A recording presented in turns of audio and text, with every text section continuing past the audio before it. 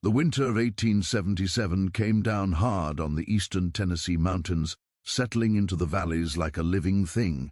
Snow filled the hollows, piled against rock walls, and muted every sound until the land itself felt deaf. In these mountains, isolation was not accidental. It was a condition of life. Communities were scattered, paths were narrow, and outsiders were rare enough to be remembered for decades. Cutter's Gap was one such place, hidden deep among limestone ridges and dense forest. Fewer than 100 people lived there, bound together by blood, habit, and silence. There was no courthouse nearby, no regular patrol, and little expectation that help would ever arrive from outside. What happened within a household was considered sacred, untouchable. In such places, time moved slowly, and secrets learned how to survive without ever being spoken. Life in Cutter's Gap followed rules older than any written law. Privacy was valued above justice, obedience above questioning. Children were taught not to ask why, and neighbors were taught not to look too closely. Religion filled the gaps left by distance from towns and churches, interpreted through memory and repetition rather than guidance. Scripture became flexible, shaped to fit the needs of whoever spoke it.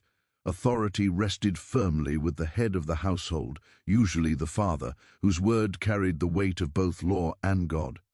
Without schools, courts, or consistent clergy, there were no checks on behavior. This did not always produce cruelty, but when cruelty appeared, it had room to grow. Silence became protection, and protection slowly turned into complicity. On January 23, 1877, nature seemed determined to remind the mountains of their power. One of the worst blizzards in decades swept through eastern Tennessee, erasing trails and swallowing landmarks.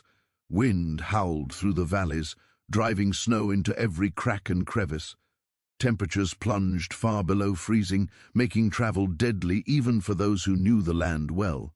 That morning, a federal land surveyor named Nathaniel Hobbs found himself caught in the storm. His work had taken him into disputed mountain territories, mapping boundaries few people cared to define. He was young, educated, and unprepared for how quickly the mountains could turn hostile. As the storm intensified, Hobbs's horse slipped on ice and went lame several miles from the nearest settlement. Hobbs tried to press on alone, but visibility dropped to almost nothing. Snow soaked his clothes, stiffened his joints, and slowed his steps. His fingers burned, then went numb. With every passing minute, the cold crept deeper into his body, and panic began to replace reason. Hobbs understood that without shelter, he would not survive the night. The mountains offered no mercy to those who misjudged them. Through the swirling white, Hobbs noticed a thin line of smoke rising into the sky. It came from deep within a narrow hollow, barely visible against the grey clouds. Smoke meant fire, and fire meant life. The path toward it was treacherous, squeezed between limestone walls that funneled the wind and deepened the cold. Hobbs followed the smoke not out of curiosity but desperation. Each step carried him farther from familiarity and deeper into a place that felt cut off from the rest of the world. He did not know whose home waited ahead, only that it was his last chance.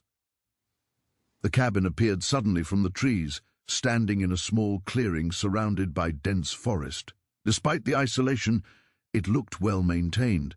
Smoke curled steadily from the chimney, and a nearby barn showed signs of recent use.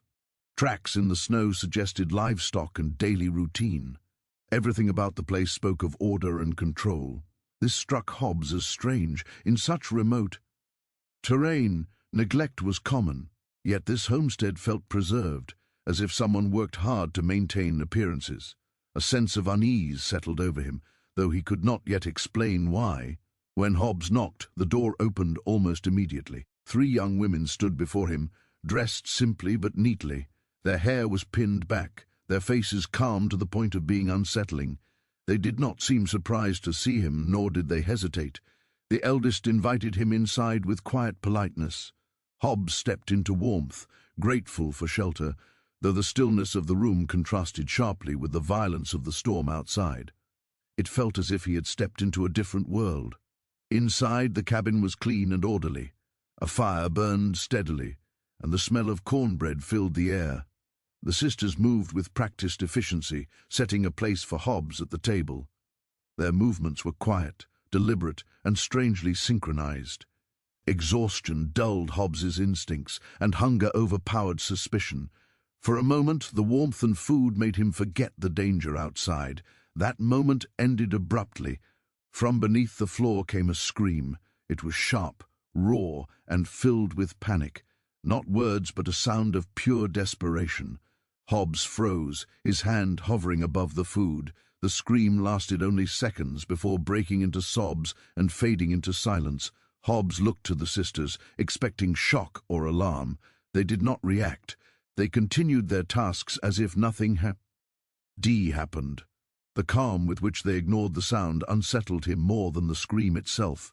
When Hobbs finally asked what he had heard, the eldest sister met his gaze without emotion.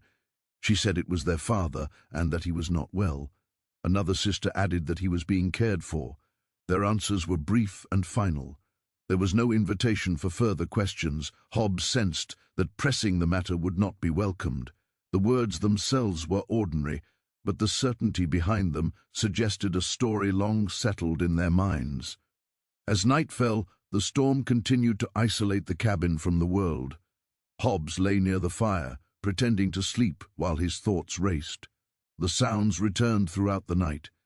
He heard chains scraping against stone, muffled prayers, and frantic pleas rising from below. Each time the noise grew louder, the sisters began singing hymns together. Their voices blended in calm, controlled harmony, gradually drowning out the sounds beneath the floor. The pattern repeated again and again, leaving Hobbs shaken and sleepless. Unable to rest, Hobbs began observing his surroundings more carefully. He memorized the layout of the cabin, the position of furniture, and the way the sisters moved through the space. His attention kept returning to a woven rug in the corner of the kitchen. The sisters never stepped directly on it.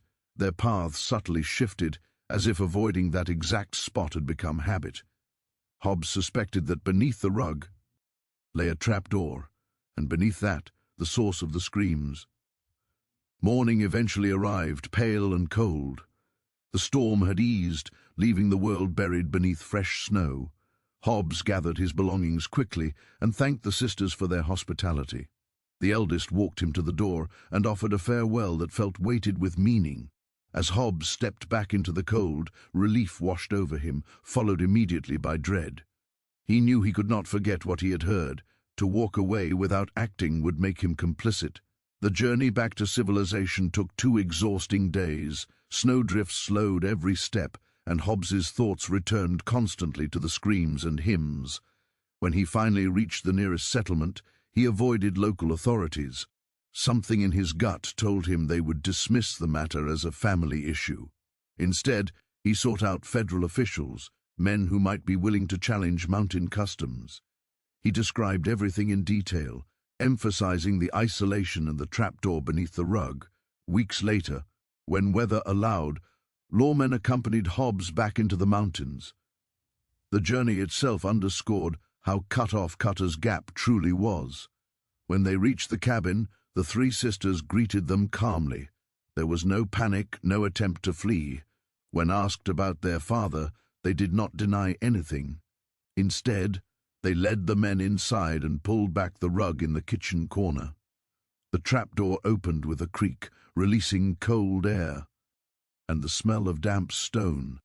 Beneath the cabin, in a cramped cellar, investigators found a man chained to the wall. He was malnourished, filthy, and barely recognizable.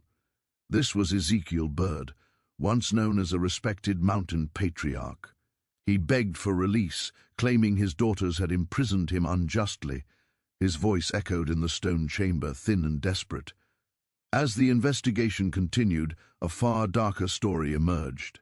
Hidden journals documented years of abuse justified through twisted interpretations of scripture. Another journal, written in a different hand, recorded fear, pain, pregnancies, and loss in painstaking detail. It belonged to a daughter who had died years earlier.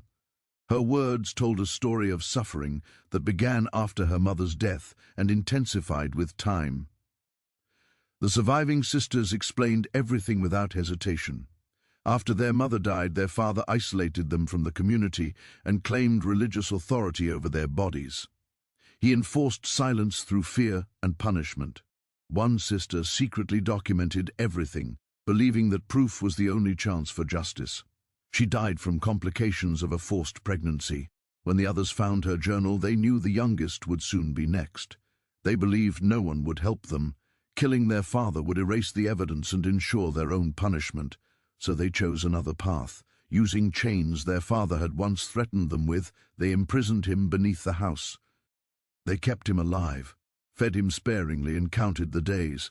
They wanted him to understand what it meant to be powerless. For more than 14 months they lived above the man who had destroyed their childhoods.